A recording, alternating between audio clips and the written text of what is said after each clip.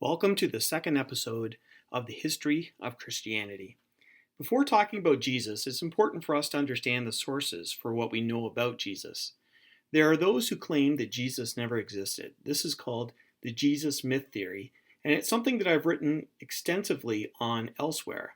I won't go into details here about the theory that Jesus was based on gods from pagan myths, but I will present the evidence that Jesus actually lived. The most important documents we have are the four Gospels. What are the Gospels? New Testament scholar Richard Burridge has done careful research on this question, and after comparing the Gospels to other ancient texts, he concluded that the Gospels are ancient bioi, or lives. They are not modern biographies, but are ancient biographies, following those ancient standards. That's why we don't have much information on Jesus' childhood, as that was not something that the ancient bioi would normally focus on. What do we need to know about the Gospels? One of the first things that we should notice is that Matthew, Mark, and Luke seem to have much in common, while John is something different. Matthew, Mark, and Luke are called the Synoptic Gospels because you can line them up in columns and see how they treat the same stories.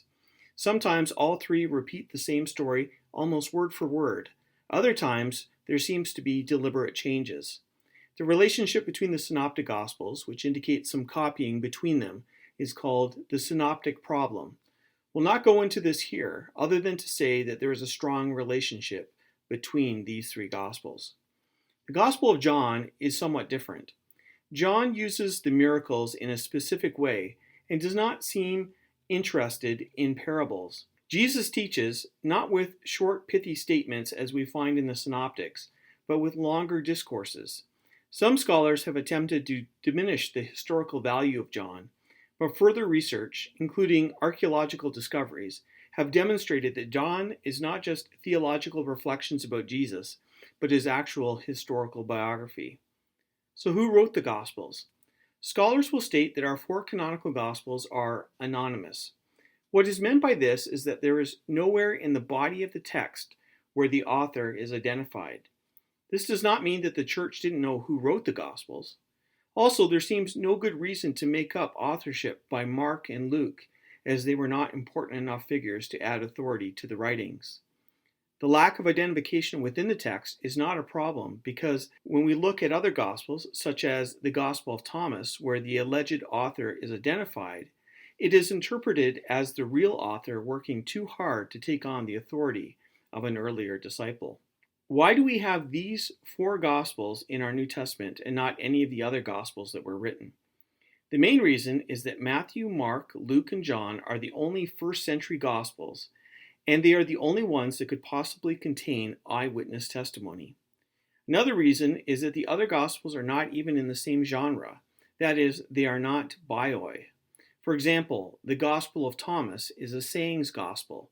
That is, it contains supposed sayings of Jesus, but with very little narrative. I encourage people to read the non-canonical Gospels, such as Thomas and others. Often the content is so esoteric that they bear no resemblance to the first century Gospels. Our four Gospels were adopted very early on by the Church, and there was no debate as to which Gospels to include in the New Testament canon. There are a couple of concerns that critics bring up with regard to the historical value of the Gospels. One is that they are too late, being written decades after the events described.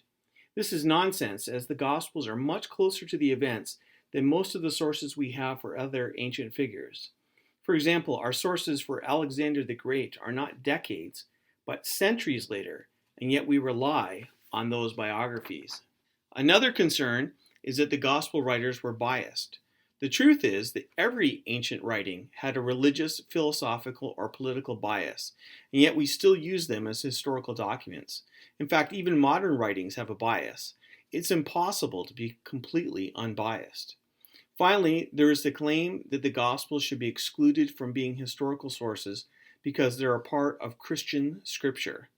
This is completely illogical. There is no good reason why the adoption of a writing by a religious community should diminish historical value.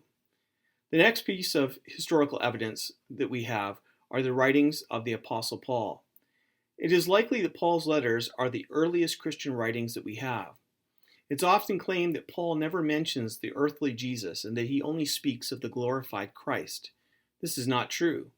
While Paul does not mention the virgin birth, the parables, or the miracles, he does provide some information about the earthly Jesus, including his Davidic descent, some of his teachings, the Last Supper, and the resurrection appearances.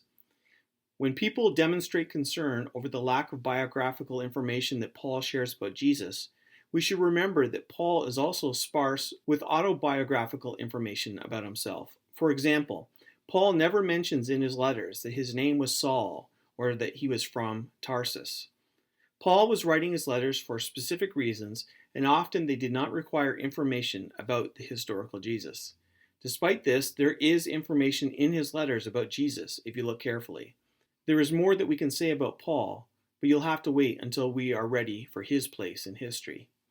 The third major source for the historical Jesus is that of Josephus. Josephus will receive his own episode, and so I'll only share the basics at this time. Josephus was a Jewish general who was captured by the Romans and then gained the favor of Vespasian. Josephus wrote a number of books, but for our purposes here, we'll only look at his Antiquities of the Jews. The Antiquities were written around 93 or 94 AD. We saw last time that Josephus provides an independent tradition about John the Baptist. In addition to John, Josephus mentions James, the brother of Jesus. James will receive our attention later on as well. What we're most interested in is something called the Testimonium Flavianum. This is a passage in the Antiquities where Josephus mentions Jesus. This is what we find. About this time there lived Jesus, a wise man, if indeed one ought to call him a man.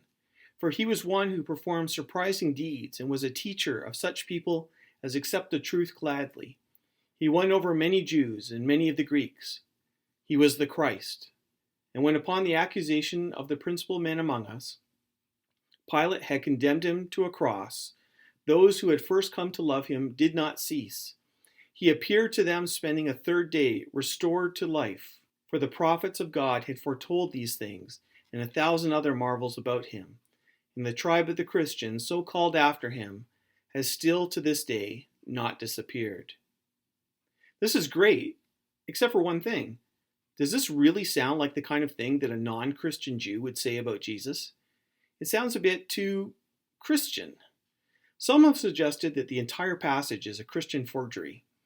Most Josephus and New Testament scholars disagree. What is more likely is that some Christian added some distinctly Christian elements to the original core text by Josephus. Scholars have reconstructed what Josephus likely originally said.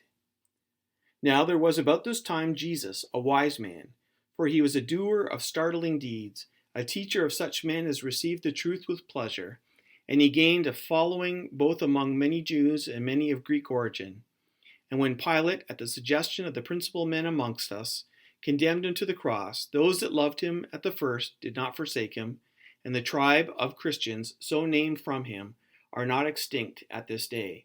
This fits well with the way Josephus speaks about other Jewish holy men and messiahs. There are other ancient references to Jesus and the early Christians. These include Suetonius, Tacitus, and Pliny the Younger, as well as the Babylonian Talmud. However, I believe that the Gospels, Paul, and Josephus are our main sources. Based on these sources, we have as much as, if not more than, the amount of historical evidence for most other ancient figures. Thank you for listening to this episode. I'd encourage you to check out my website at hopesreason.com. Thank you, and God bless.